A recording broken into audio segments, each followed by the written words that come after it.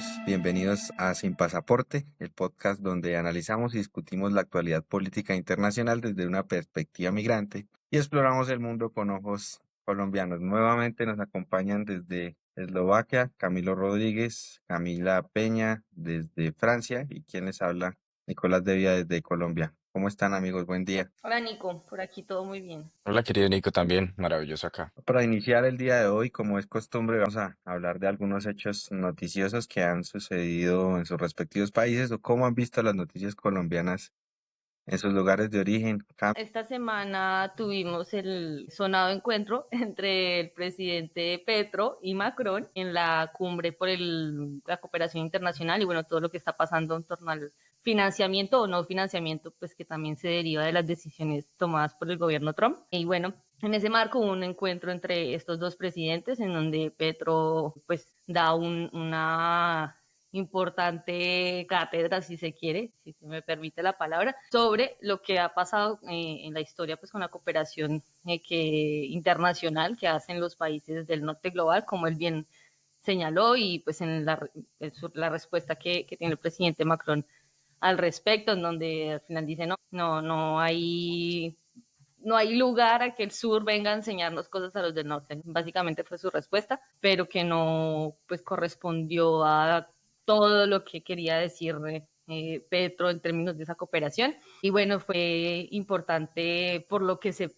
dijo al interior del país y por lo que también quedó como en la escena internacional. Ya eso pues fue como un importante hecho de esta semana. Muy interesante. Yo sí invito a ver a nuestros seguidores ojalá el video completo para analizar que allí se desarrolla toda una teoría del desarrollo de la sociedad, ¿no? Hay que analizarlo para entender que la deuda pública no siempre se debe tasar en dinero o en recursos naturales. No muy interesante lo que hace allí Petro, pero claramente en Colombia pues la prensa no lo percibió así, ¿no?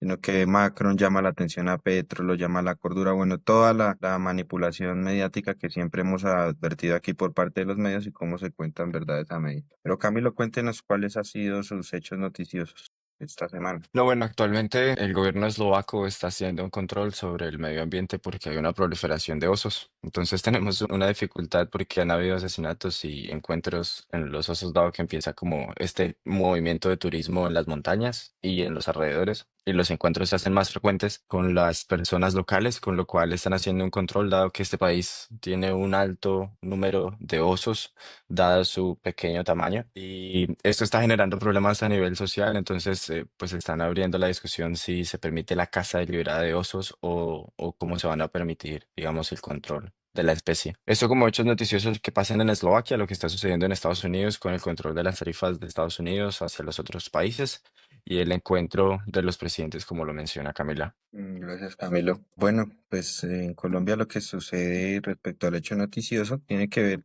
con algunas críticas que ha realizado el presidente de la República en contra del presidente de la Corte Constitucional en lo que respecta a la reforma pensional. El presidente ha acusado de que hay un plan para tumbar la reforma pensional en las que este magistrado Jorge Ibáñez ha salido a desmentirlo y a decirlo. Esa noticia sucede justo cuando en la reunión de la OCDE realizada en la ciudad de Barranquilla, la OCDE felicita a Colombia por la nueva, o bien, establece que hay buenos lineamientos en cuanto a la reforma pensional. Muy curioso el tema, mientras una entidad como la OCDE resalta los avances en temas pensionales, al interior del país hay un boicot, seguramente para intentar tumbar esta reforma, al parecer por vicios procedimentales más que sustanciales, como casi siempre ocurre con las normas que no son convenientes en nuestro país. Muchas de ellas que no son convenientes para las mayorías, usualmente guardan silencio frente a estos temas procedimentales, ¿no? Una reflexión ahí un tanto pequeña, pero que, bueno, está así el tema, ¿no? La Corte Constitucional y el presidente de la República. Bueno, hay un paréntesis y es que hace algunos meses el presidente de la Corte Constitucional, Jorge Ibáñez, dio una entrevista para la W en vivo y allí dejó ver una posición totalmente opuesta a lo que plantea la reforma pensional e incluso bajo esa entrevista intentaron generar algún impedimento por parte de un sesgo directo por parte de este magistrado, ¿no? Para dejarlo ahí. Esos han sido como los hechos noticiosos en lo que tiene que ver con Colombia y vamos a entrar de lleno ahora sí a lo que tiene que ver el episodio del día de hoy. un tema bien interesante que toca profundamente el objeto de este podcast y es el turismo, ¿no? El turismo como una actividad que se ha entendido mayoritariamente en buenos términos para la sociedad, en la que se resalta el bienestar humano, la calidad humana, el intercambio cultural, la socialización, una muestra de paz entre naciones, etcétera, todo lo que tiene que ver el turismo. Sin embargo, el día de hoy hemos invitado a alguien que es pertinente para hablar del tema. Ella es Lady Fajardo, ya les hablaremos, será ella quien nos cuente qué hace, de dónde viene, para dónde va. Lady, buenos días, ¿cómo estás? Hola, ¿qué tal? Buenos días. ¿Qué tal, Lady? Estamos aquí hoy intentando hacer un consenso respecto al turismo, discutir un tanto algunas ópticas, algunas visiones en lo que tiene que ver con el turismo. Nuestros columnistas han hecho hoy precisamente algunas columnas relacionadas con el tema, pero los voy a dejar a ellos para que nos cuenten de manera muy general en qué han sido sus columnas e invitarlos también a leerlos en la página que ya están colgadas allí. Camila, cuéntanos de qué hablaste el día de hoy. Sí, gracias. Hola a todos y todas de nuevo para contarles que pues este tema del turismo a mí me llamó mucho la atención eh, porque lo escucho en mi cotidiano, las personas muy contentas de haber ido a Colombia, los extranjeros van, vuelven con una muy buena impresión, la verdad. Nunca me he enfrentado a uno, no, fue terrible o fue traumático, no. La gente vuelve muy, muy contenta y entonces a mí eso me ha llamado siempre la atención porque pues, yo amo mi país y entiendo toda la belleza que hay, ¿no? Y todo lo que hay por ofrecer, justamente ese potencial lo entiendo, pero al mismo tiempo no puedo dejar de verlo desde mi lugar de local y como esta crítica también política que tengo, ¿no? Entonces para mí es muy impactante ver como es, sí, esta opinión que tiene la gente y contrastarlo con la mía, ¿no? Entonces, bueno, este tema me llamó mucho la atención y mi columna pues se dirigió hacia eso. Y bueno, más allá del el boom del turismo que se ha hablado mucho en el 2024, ahorita en el primer trimestre también se expandió o tuvo una cifra récord en comparación al mismo trimestre del 2024.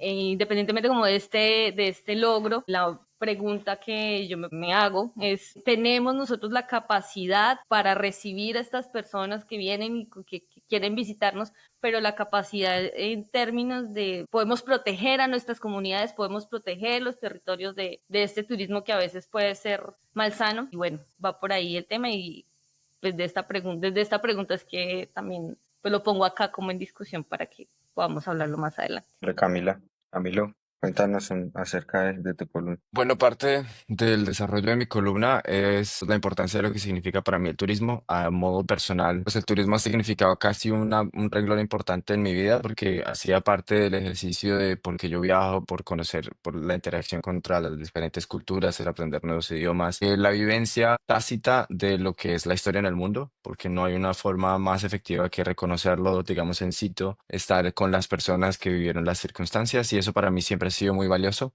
reconociendo que el renglón económico del turismo refleja, según Reuters, alrededor del 10% del Producto Interno Bruto global, con lo cual la participación de estos movimientos termina siendo fundamental para la economía. Pero también hago una pequeña reflexión de lo que significa el turismo.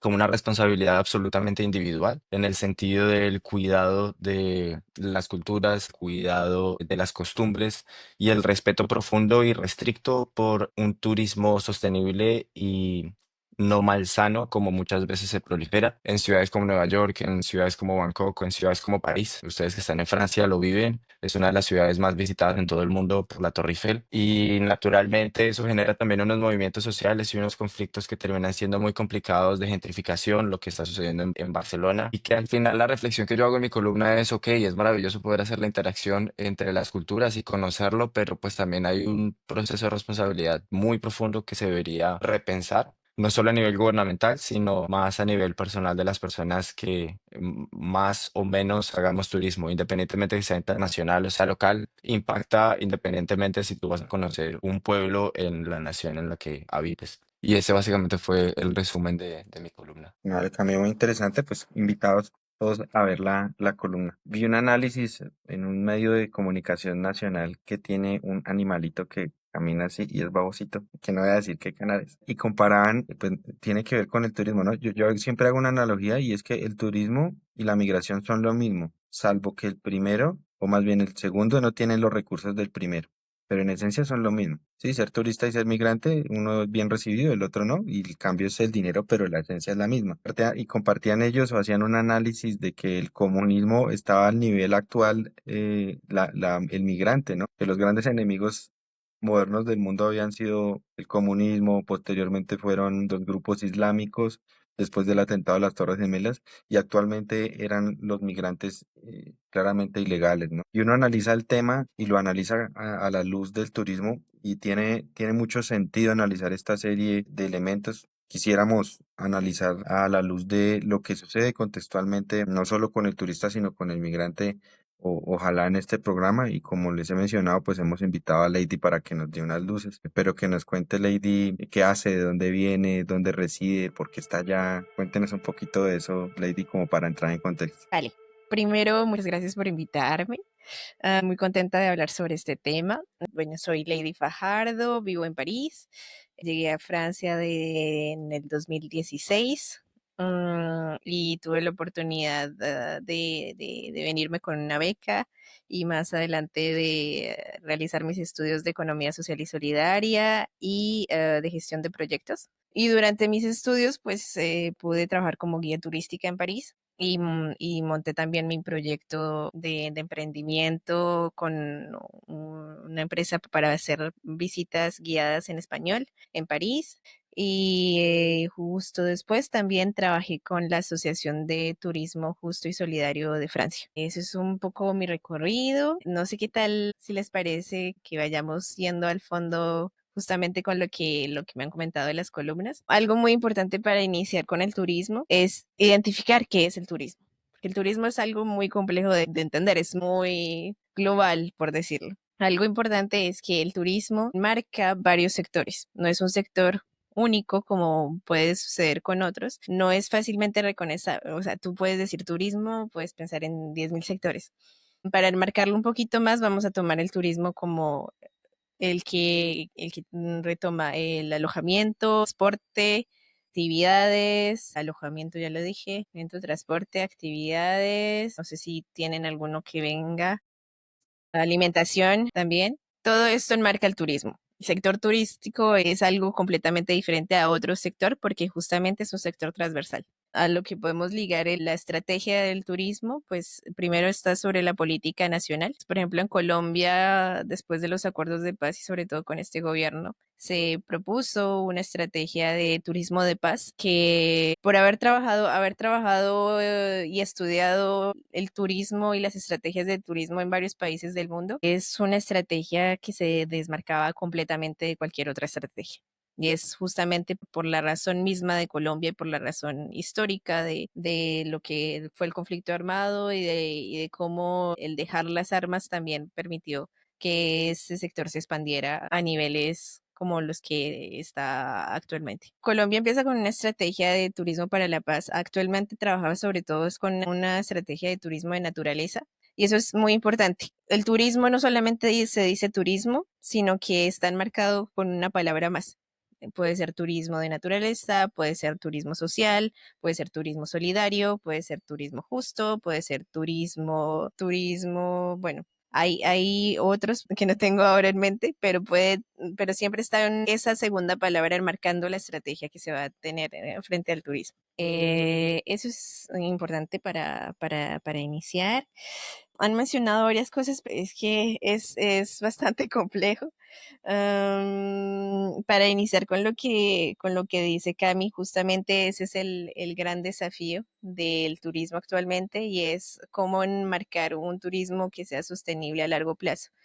Sobre todo que como ciudades, como Camilo lo decía, ciudades en Europa como París, que tienen un turismo de masa, se le llama así un turismo de masa o un turismo de grandes poblaciones. Esto genera muchos conflictos, no solamente con la población local, sino también con los recursos de la población local, con la folclorización de la población, con el acceso al patrimonio, por ejemplo, de la población local, con el aumento de precios, con la gentrificación. Hay varios elementos. ¿Qué te parece si hablamos primero como las ventajas? Hacemos alguna serie de discusiones respecto de las ventajas. Hablamos de los problemas y como las posibles soluciones y proyecciones del turismo para cerrar, para ver si le damos como ¿Pasarlo? ese orden a los argumentos. Colombia en el último año 2024 recibió cerca de 6.7 millones de visitantes, una cifra 10.9 superior al año 2023.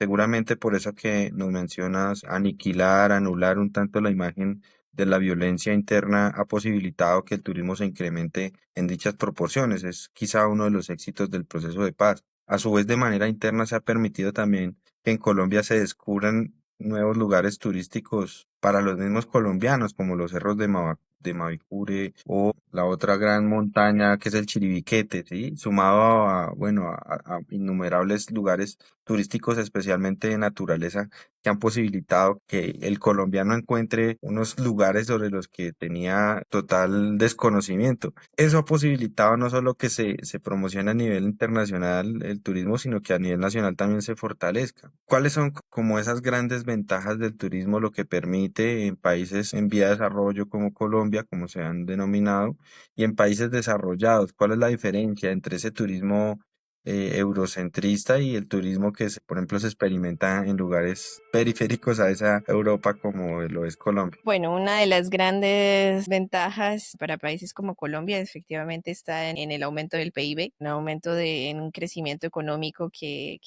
es bastante importante, que finalmente toca varios sectores otra vez, que no solamente se concentra en uno. Diría también que cuando hay una dinámica de crecimiento, está también la importancia de proteger tanto eso que nos genera ese crecimiento, es decir, en este caso sería la naturaleza, o pensar tal vez en cómo se pueden mejorar la infraestructura hotelera, la infraestructura vial, cómo se genera para poder acoger mejor a este extranjero o a este local, poder acoger a cualquier viajero. Diría también que hay una gran parte con la reserva justamente de ese patrimonio, porque cuando un extranjero viene y como tienes, como te preguntas por qué viene y por qué y qué es lo que le interesa y qué es lo que nos hace diferentes. Esta parte del patrimonio que justamente propone una justificación mucho más importante de por qué es importante salvaguardarlo. Es decir, agrega un argumento más de por qué es importante salvaguardar un patrimonio, y además hace que la población local justamente tenga esa relación directa con un viajero,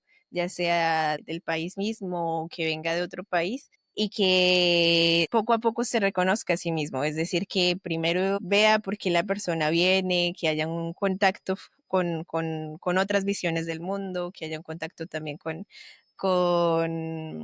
otras opiniones. Hay una gran ventaja en ello, y es justamente el reforzar la autonomía y reforzar el reconocimiento en tanto comunidad local, cuando uno está en contacto justamente con una opinión diferente, y que está igualmente, esta opinión diferente está interesada en conocerse y en conocer. Yo diría que esos serían como los puntos claves de qué es lo que aporta el turismo. Es diferente en Europa en el sentido de que Europa justamente tiene una estrategia de crecimiento exponencial, pero crecimiento exponencial a partir de una visión muy eurocentrista, si puedo decirlo, la verdad. Es bastante frente a nosotros, igual somos importantes, sabemos que somos importantes, así que de cualquier forma, pues vamos a intentar mejorar la infraestructura porque es importante para acoger al extranjero, pero no voy a conectarme directamente con ese extranjero. No me interesa saber qué es lo que tú opinas, no necesariamente me interesa saber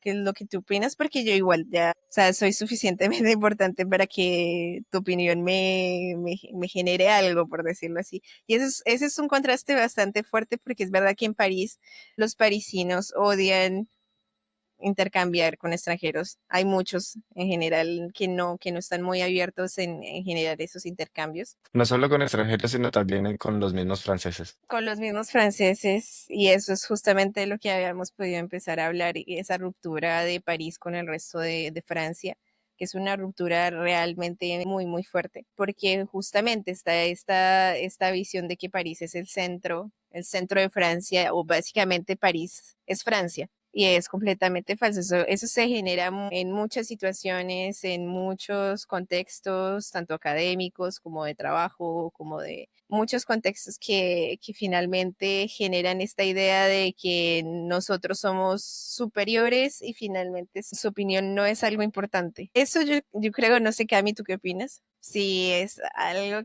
que hayas sentido, no sé qué opinas. Sí, no, definitivamente sí. El turismo se vive muy así, me llama mucho la atención lo que tú nos dices porque es justamente eso, ¿no? Pues se me disculpará la generalización, pero como los europeos también se dan este lugar en el mundo, ¿no? Pues si usted viene a visitar, viene a consumir y ya basta. No hay como una horizontalidad, incluso en ese intercambio turístico, me parece interesante, ¿no? No lo había pensado en este sector. Pero tengo una pregunta sobre esta estrategia de crecimiento exponencial que nos decías, Lady. A la par, ¿hay alguna estrategia de como de contención frente a los problemas que pueda generar ese crecimiento exponencial? Es decir, tú pudiste ver cómo se responde a los problemas que genera ese crecimiento exponencial en tu experiencia en París. ¿Lo pudiste identificar? París es que también está ligado a una estrategia política nacional, pero también una estrategia local. El gobierno o la alcaldía de París tiene una visión un poco más alternativa de lo que debería ser y ha infundido muchísimo toda la parte de naturaleza, de aumentar un poco la, la verdurización, ¿no? La parte verde de París, poner más árboles, más plantas, etcétera. Y se plantea varias cuestiones justamente frente a ese crecimiento exponencial. Lo que pasa es que no es una estrategia que la alcaldía pueda tomar sola, porque justamente como es París, todos los entes estatales están también ubicados en París. Los entes estatales, es decir, nacionales, tienen una visión más de crecimiento, tanto genere crecimiento económico. No nos planteamos esas preguntas porque igual son preguntas que, bueno, ya veremos. Es como un poco lo que pasa actualmente aquí con la agricultura. La agricultura y con una ley que fue votada hace poco, lo más importante es hacer dinero. Y mientras se haga dinero, esos planteamientos de estrategia a largo plazo no son necesariamente retomados como lo que puede hacer Petro actualmente, justamente con su intervención, y por eso también fue tan pertinente su intervención aquí en Francia. Y es que él no solamente está diciendo, bueno, vamos a crecer como a lo que sea, a cualquier costo, vamos a crecer y ya. No. O sea, hay una estrategia a largo plazo que hay que tener en cuenta, que Francia no necesariamente la ha retomado. Lo que sí pasa es que intentan atenuar, por ejemplo, con lo que pasa en Italia, con Venecia, con la medida que se tomó justamente para que las personas que vengan a Venecia tengan que pagar una parte para poder entrar a Venecia. Venecia es como una islita. Venecia es una ciudad, pero es una mini isla. Tiene una entrada, básicamente, para entrar allí y para limitar a las personas que podían venir, porque ya era demasiado democratizado, por decirlo así. O sea, ya había mucha gente. Decidieron imponer un derecho de entrada, un pago de entrada. La verdad es una política, primero, solamente nos interesan los turistas que tienen plata. Y segundo, no hay nada más allá de esto, no hay un cuestionamiento sobre la gentrificación, sobre el hecho de que la población local se fue porque literalmente no puede pagar sus arriendos, porque toda la infraestructura de alojamiento está directamente orientada para el turista. Es decir, es más rentable alquilar un lugar para un turista que alquilárselo a un local. Y eso es muy, muy, muy importante también. Ujú. Pero bueno, para cerrar con los beneficios, porque creo que todos tenemos la intención de llegar ya a esa discusión sobre los problemas que a veces lo que menos se percibe en el turismo. ¿Cuáles son como esas ventajas? ¿Son solo exclusivamente económicas en el turismo? ¿O son las mismas ventajas las que tienen, por ejemplo, los europeos y los colombianos cuando son receptores de turismo? ¿O es igual? No sé cómo lo percibes desde tu experiencia, si es lo mismo. No, no, no, no es lo mismo. Primero porque en Colombia primero está la parte de crecimiento económico, pero también está el refuerzo del patrimonio, está el encuentro con otras culturas, es decir, mejorar la perspectiva y el respeto de las culturas, empezando por ellas mismas. Está el hecho justamente de encontrar un buen argumento también para desarrollar una infraestructura vial para mejorar la conexión entre las diferentes ciudades, para mejorar toda la parte, todo lo que implica el turismo, lo del alojamiento, lo del transporte, la alimentación, las actividades, la generación de empleo a través de las actividades, a través de todos los sectores que está tocando. Así que no, es muy diferente en el sentido de que es mucho más diversa, si queremos, las ventajas que puede haber en un país como en Colombia que las ventajas que puede haber en Francia. En Francia es verdad que el turismo de naturaleza no es algo que se pueda desarrollar en Francia, no actualmente, o que se desarrolla, pero sobre todo en el sur de Francia. Los Alpes. Sí, lo que es Alpes, Pirineos, pero que también justamente esos son lugares que están muy tocados por el cambio climático. Eso, por eso mismo es más complejo desarrollarlo. Justamente en Francia, pues está todo este factor económico. Lo principal va a ser el factor económico, pero no necesariamente la protección del patrimonio, porque es algo que ya existe. No necesariamente el intercambio entre culturas, porque justamente hay una dimensión completamente diferente de qué es el intercambio de culturas aquí. No haber, está la generación de empleo, pero es algo que también existe, entre comillas. Y además que aquí, contrario a Colombia, tú vienes y hay algunos sectores donde puedes hacer un turismo, por decirlo así, que están adaptados al turismo. Por ejemplo, París, Nantes, el Monte de San Michel, todo el sur de Francia. En Colombia no, en Colombia literalmente puedes hacer turismo casi en todo el país. En la parte amazónica es más Mm. complicado, pero en Colombia la diversidad es tan fuerte y tan importante y tan rica que puedes desarrollar muchos proyectos por todo lado, casi. Yo diría que esas son las diferencias así claves. Yo tengo otra Yo historia quiero, en Europa del Este, si me lo permiten. ¿Puedo? Proceda, doctor hable. Jaime. Perdón.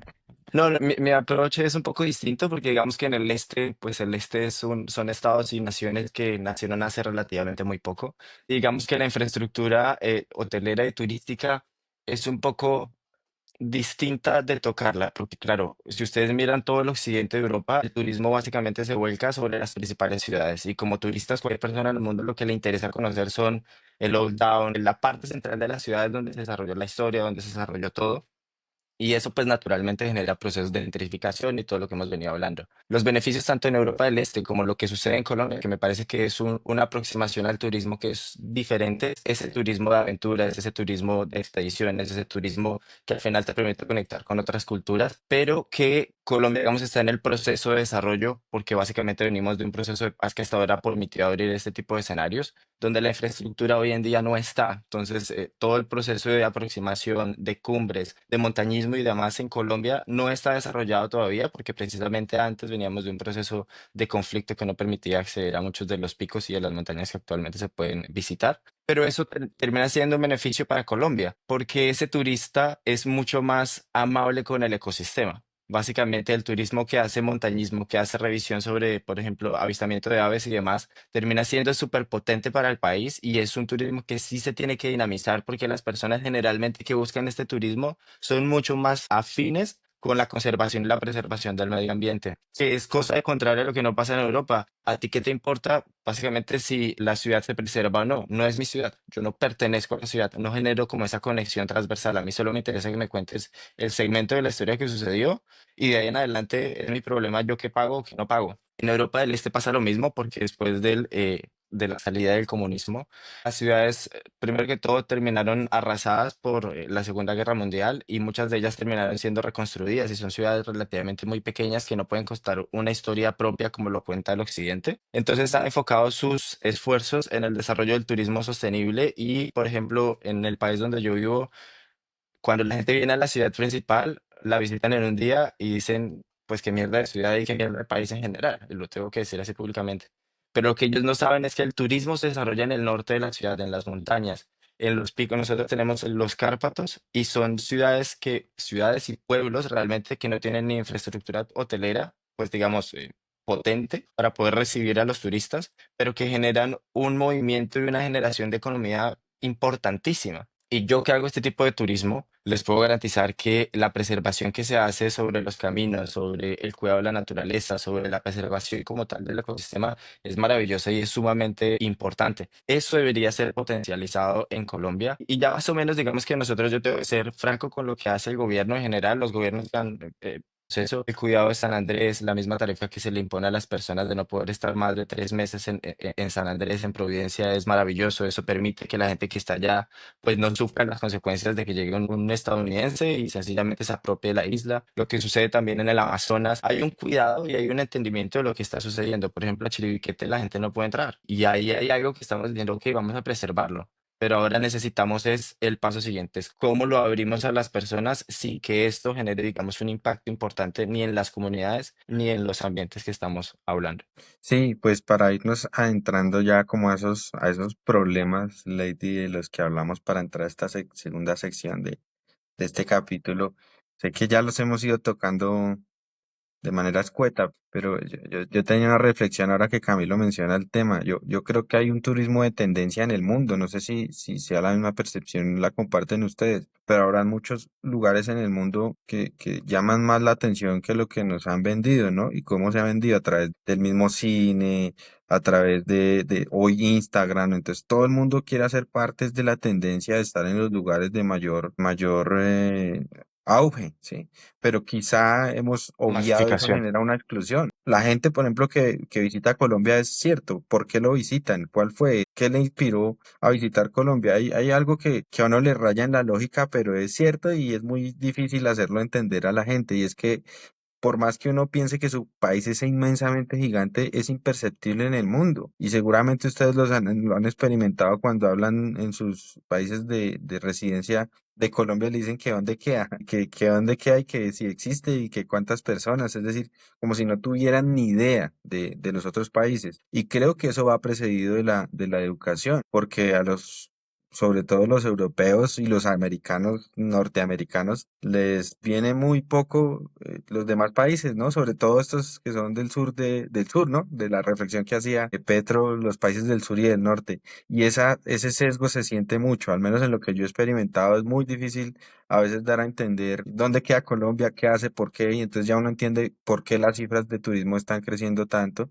qué es lo que pasa y cómo hemos llegado a impactar al mundo para que eso pase. Yo tengo ahí un paréntesis, yo creo que el fútbol, que algunos son seguidores, otros no, ha posibilitado que eso ocurra. Cuando avanzamos, por ejemplo, el reciente mundial que fuimos en Rusia a otras etapas o en Brasil que hicieron un gran papel, pues esto genera la gente se pregunte qué es Colombia y qué pasa allí. Bueno, posiblemente quieran venir, ¿no? No sé ustedes si lo comparten de la misma manera. Yo quiero decir varias cosas. La primera es que, contrario a eso que tú mencionas, Nico, para mí, que era el inicio de mi escrito, yo digo, por ejemplo, a la gente, yo soy de Colombia, normalmente lo que me ha ocurrido es que la gente me dice, ay, sí, yo quiero ir, o ay, sí, hay no sé quiéncito de mi familia fue, un amigo fue, y siempre tengo como este comentario. Y creo que, bueno, eso también se explica como en las cifras que tenemos actualmente en turismo. Yo creo que efectivamente la estrategia del gobierno actual de Colombia, país de la belleza, está dando resultados. Pues después de COVID y pues toda la crisis, pues el turismo estaba, por obvias razones, el turismo estaba muy por debajo. Esta estrategia logró no solo ponerlo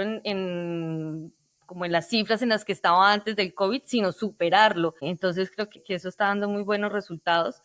Una cosa, eso por un lado, por otro lado, una cosa que hablábamos con Lady antes es que cuando viene este turista nos permite hacernos la pregunta justamente de a qué vienen. Y con esta pregunta, creo que es una gran oportunidad, se permite una reflexión de la identidad y es yo creo que es un insumo enorme para saber qué historia nos contamos, por qué vienen y quiénes somos. Y eso me parece muy, muy importante porque de ahí se pueden derivar otras cosas, ¿no? Otras también perspectivas a futuro, desde responder quién soy, pues yo sé para dónde voy. Entonces me parece que también en esa pregunta que se nos pone, que se nos hace desde afuera, pues se nos permite tener un proyecto y creo que es nada, como volviendo al tema de las ventajas y de las posibilidades que da el turismo, es enorme. Entonces yo como que quería mencionarlo. Entremos a los problemas, Lady, que nos hagas un detalle de cuáles son como esos impactos negativos del turismo, que sé que son bastantes, pero quería empezar ahora que Camila lo recuerda, con esa campaña que hizo Colombia, creo que fue en el gobierno de Uribe o Santos, que se llamaba Colombia es Pasión, y se armó toda una serie de polémica, ni siquiera en Europa, quizá en Colombia nunca se supo, pero Colombia es Pasión vendía a Colombia como un país donde se venía el turismo sexual, porque para el europeo el término pasión no significa lo mismo que significa para el colombiano. Entonces, allí nos equivocamos y generó una ola de turismo totalmente diferente a la que se transó el objetivo, sumado a las críticas que se recibieron en Europa, ¿no? Esto para decir que qué complejo es que una campaña de turismo sea exitosa cuando todo el mundo está compitiendo por lo mismo, ¿no? Pero, Lady, entremos en esos problemas, en esos impactos negativos que sé que son bastantes. La gentrificación, por ejemplo, que ya lo mencionaste, pero sé que es uno de los principales problemas en el turismo. Cuéntanos un poco de eso. Bueno, sí, para poder iniciarlo un poco con la parte de los problemas, ya que podemos tomar el ejemplo, por ejemplo, con Machu Picchu.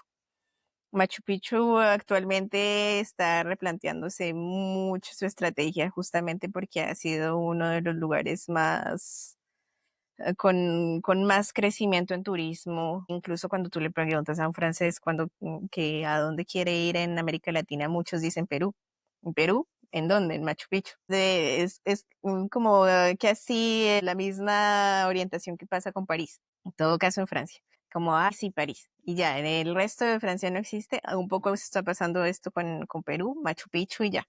¿Por qué? Porque justamente con lo que tú decías, Nicolás, con la parte del impacto de todo lo que es audiovisual, justamente de cómo nos informamos y nos comunicamos actualmente. Y actualmente, pues todo pasa a partir de plataformas, de Instagram, de Facebook, de TikTok, etcétera, de series, de Netflix, etcétera, que finalmente te muestran que tú eres turista y has hecho turismo que vale la pena solamente cuando es un turismo que puedes mostrar que has hecho lo mismo que otras personas o que has hecho lo mismo que tal serie o que fuiste a los lugares de tal serie.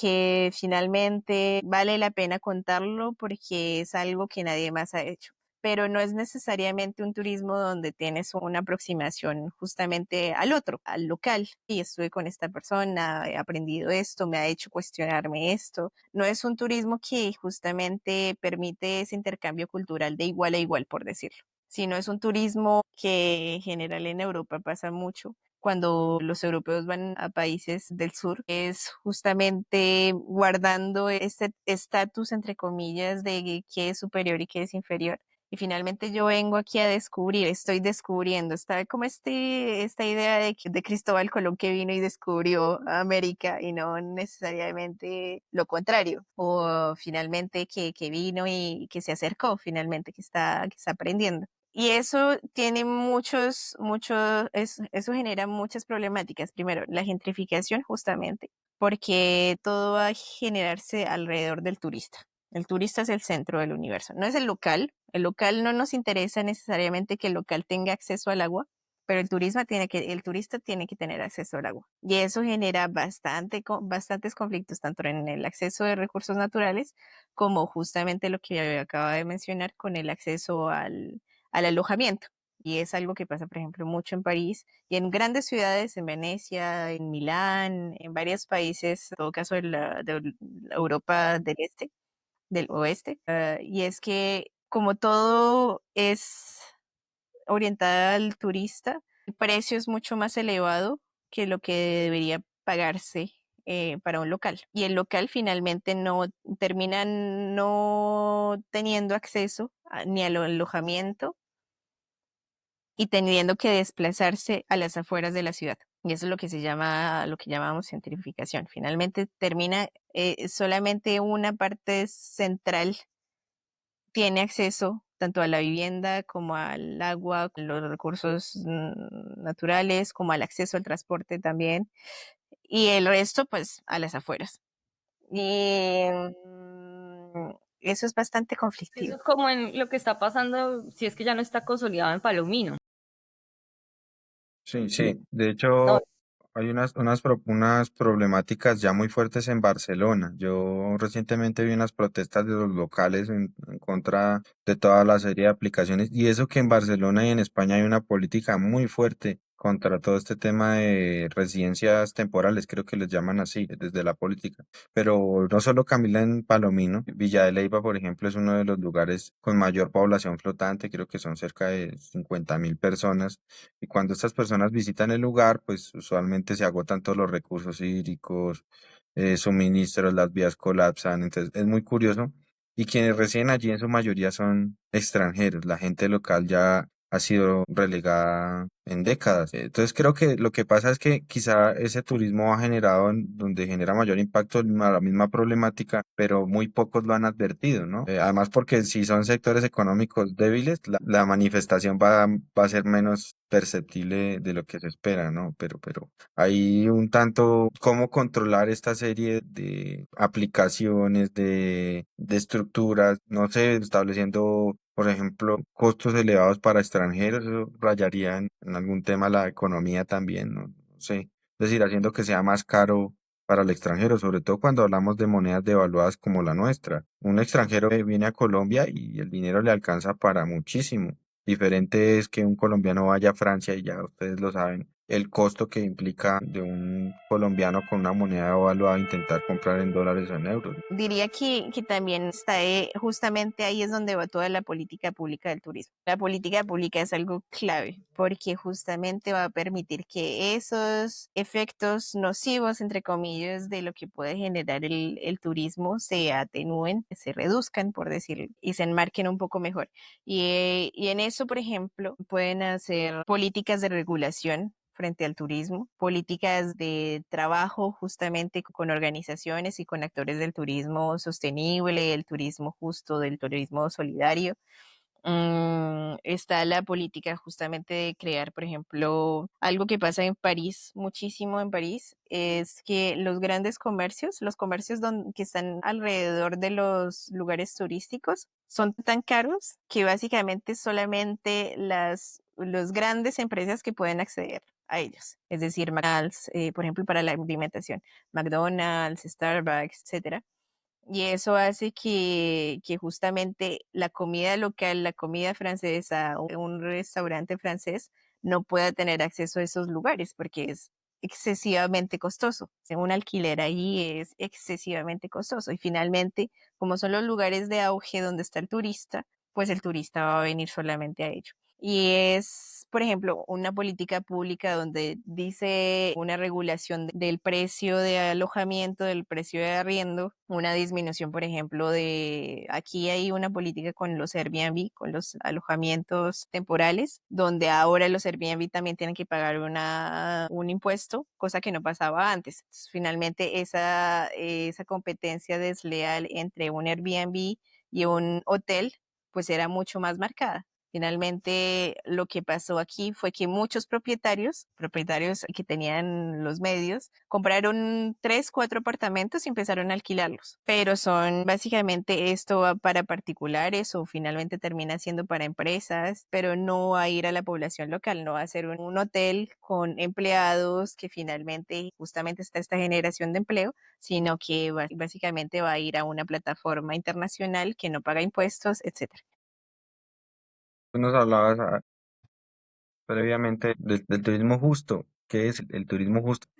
Vale, pues el turismo justo se enmarca justamente en el comercio justo. El comercio justo es una alternativa al comercio, a las dinámicas del comercio mundial. Francia está enmarcado justamente por una ley después del 2014 y tiene varios principios. Es justamente retomando todos esos objetivos de desarrollo sostenible que reconocemos de la ONU, lo retoma a la parte de medio ambiente, economía y social y genera pues varios puntos en cada uno de ellos. Entonces, en medio ambiente está la importancia de la preservación de los recursos, de la biodiversidad. En la parte económica está justamente la generación de sociedades comerciales que sean durables, que duren, que sean transparentes, que estén a partir del diálogo. En la parte social está pues el hecho de trabajar con organizaciones que tengan un objetivo más allá de un objetivo económico, es decir, que tengan un objetivo social, tanto de desarrollo, de autonomía, de refuerzo de la identidad, de disminución de desigualdades, etcétera, que puedan proponer alternativas al cliente, por decirlo así, al consumidor, sobre justamente ese acercamiento de ciudadanía. Básicamente es generar ese intercambio para que se retomen los valores de base del diálogo, del intercambio, etcétera. Eso es el comercio justo. El comercio justo retoma esos tres pilares los objetivos de desarrollo sostenible, y el turismo retoma los objetivos del comercio justo. Turismo justo es básicamente el comercio justo aplicado al turismo. Entonces, para hacerlo un poco como un ejemplo, un francés que quiere ir a Colombia va a venir y va primero a alojarse en viviendas de locales o en viviendas pequeñas, de pequeña hotelería, por ejemplo, que muestren justamente que tienen una política de desarrollo sostenible. Va a venir y va a privilegiar la alimentación biológica. ¿Biológica se llama? Sí, la alimentación sin pesticidas, que esté de acuerdo justamente con la producción nacional, la producción de la época que haya en Colombia, por ejemplo. Va a venir y va a utilizar el transporte público, va a poder utilizar, si no, un transporte que esté propuesto por un local o que esté propuesto justamente por proyectos colectivos. Va a venir y también va a generar una parte del turismo solidario, que el turismo solidario justamente lo que quiere es que el turista no solamente contribuya a partir del pago de un precio, por ejemplo, del viaje, sino que también venga y dé un aporte económico a un proyecto de desarrollo construido por la comunidad local. Es decir, el turismo justo se enmarca muchísimo con comunidades locales, con asociaciones, colectivos, con cooperativas, etcétera. No es necesariamente un turismo que va a venir a trabajar con grandes empresas de hotelería, por ejemplo. No va a venir necesariamente a trabajar con grandes colectivos de actividades que ni siquiera pertenecen al local. Y ese es el objetivo un poco del turismo justo, como recentrar todo en la comunidad local. Justamente para mí es un enfoque que es muy importante porque es un enfoque que está ligado tanto al medio ambiente como a un desarrollo sostenible en la economía, como a un objetivo social. Y es justamente esas posibilidades, ese enfoque que se le da al turismo que puede permitir que los impactos negativos se reduzcan en todo caso o que se limiten. En este caso, por ejemplo, Colombia tiene un turismo de naturaleza. En un turismo de naturaleza, ¿qué hay? Hay que reservar los recursos naturales, hay que controlar, y eso es lo complejo, controlar la cantidad de turistas, sabiendo que genera un crecimiento económico, pero saber que ese crecimiento económico es exponencial actualmente. ¿Cómo hacemos para que se mantenga con el tiempo? ¿Cómo hacemos para que ese recurso natural, porque la naturaleza es algo que toma tiempo, o sea, la naturaleza no va al mismo ritmo que la economía mundial nos quiere hacer? Claro, claro, o sea, es como, perdóname, pero es que es súper interesante todo lo que estás diciendo, o sea, es cómo mantenemos ese crecimiento en sintonía también con lo que nos permiten la naturaleza, los medios, también la adaptación de las comunidades, porque es que al final se trata de eso, o sea, proteger a las comunidades es que sea en los territorios en donde se centralice esta oferta turística. Y eso también requiere una preparación, ¿no? Como un tiempo, una formación, una logística. Y sí, no podemos como, bueno, aprovechar de un boom cuando eso puede afectar las comunidades y a largo plazo puede generar otros efectos dañinos que toca entonces empezar a corregir. Entonces sí me parece como muy interesante. Y yo tengo una pregunta y ya luego los dejo como para que vayamos cerrando. Este tema del Airbnb, porque es que a mí sí me llama mucho la atención. ¿Cómo hacer para que la oferta hotelera sea competitiva a esto? Porque sí, o sea, tú lo mencionas, y yo lo digo en tanto turista, o sea, yo voy y veo un hotel y voy y busco en Airbnb y es mucho más barato, pues yo también voy a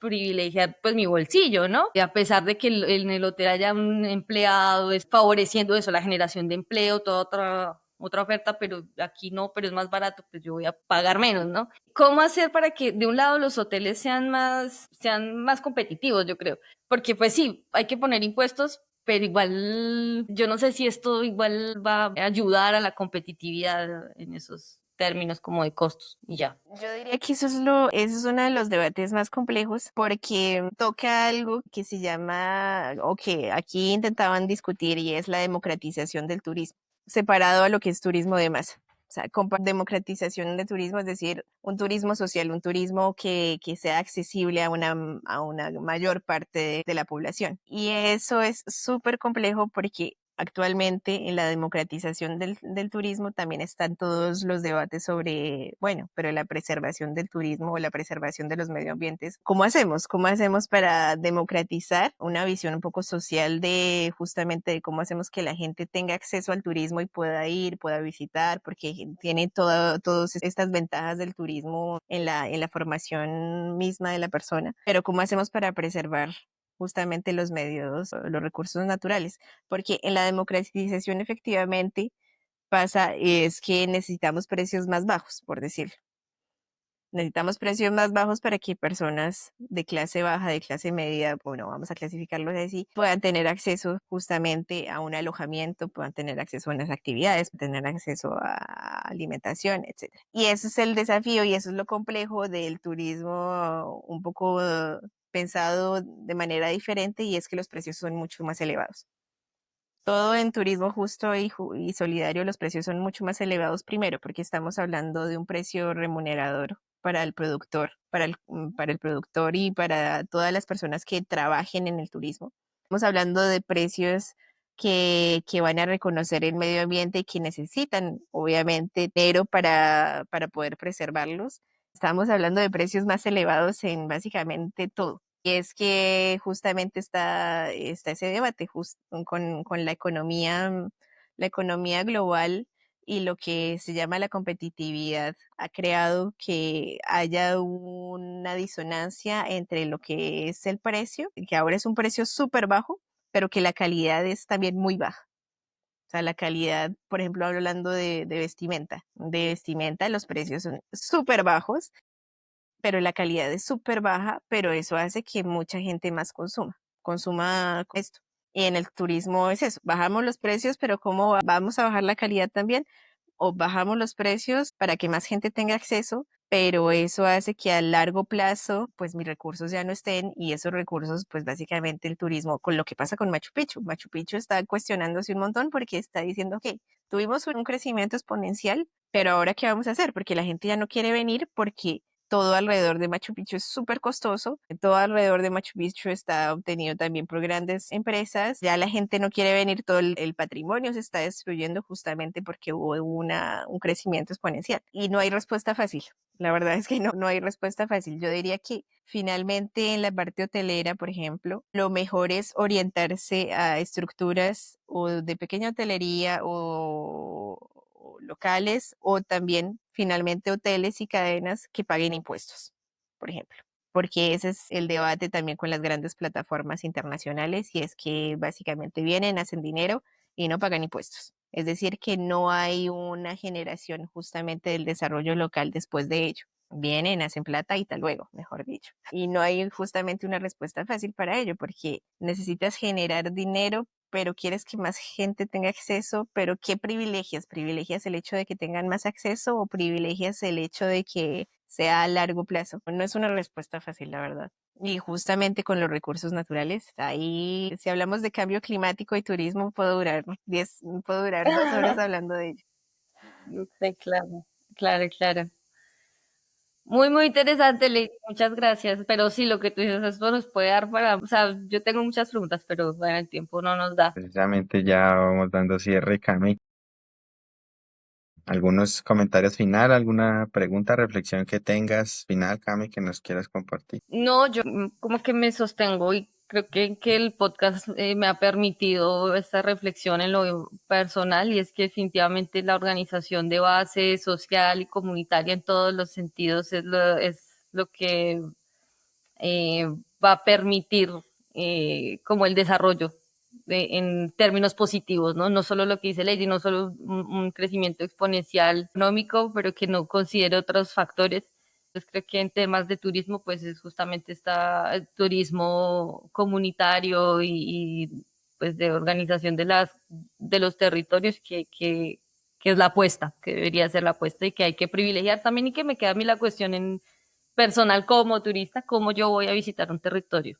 Sí, creo que también es ese llamado. Sí, Leti, muchas gracias. En principio, nuestra total solidaridad. De hecho, tú nos habías comentado que tienes algún canal o algo así donde te puedan contactar quienes te van a ver, quienes quieran ir a hacer turismo justo. Pues yo tengo el emprendimiento, pero es verdad que ahora trabajo al mismo tiempo con otro trabajo. Entonces es verdad que es un poco más complicado consagrarme a este emprendimiento. Simple, se llama Paris Tours en español, así que es muy, muy simple como nombre. Y está por Instagram, se llama Paris Tours en español.